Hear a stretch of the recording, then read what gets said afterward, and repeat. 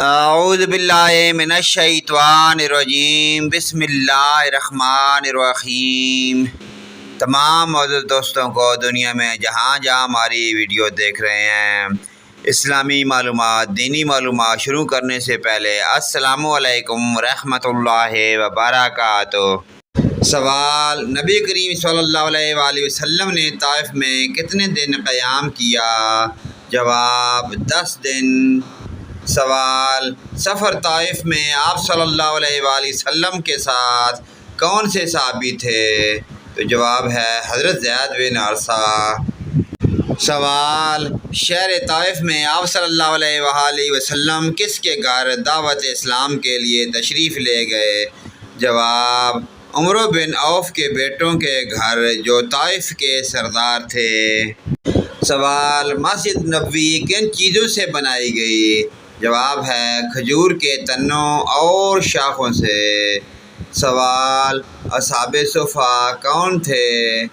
جواب: وہ لوگ جن کا گھر بار نہیں تھا، وہ ہر وقت حضور صلی اللہ علیہ وآلہ وسلم کی خدمت میں حاضر رہ کر علم حاصل کرنا چاہتے تھے۔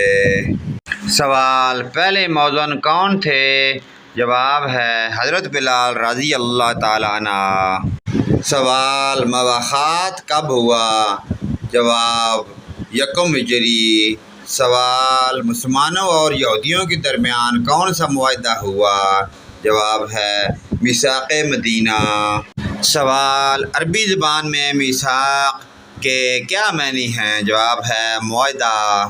سوال: مسجد نبوی کہاں تعمیر کی گئی؟ جواب ہے 2 انصاری بچوں سہل اور سہیل کی جگہ پر۔ پیارے دوستو، ان دینی معلومات کے سلسلے کو آگے اپنے دوست، رشتہ داروں، عزیز و اقارب، تمام مومن مسلمان بھائیوں کے ساتھ شیئر کریں۔ اللہ پاک کی ذات ہمیں ان دینی معلومات پر عمل کی توفیق عطا فرمائے۔ ویڈیو اچھی لگے لائک، کمنٹ اور شیئر کریں، آمین یا رب العالمین۔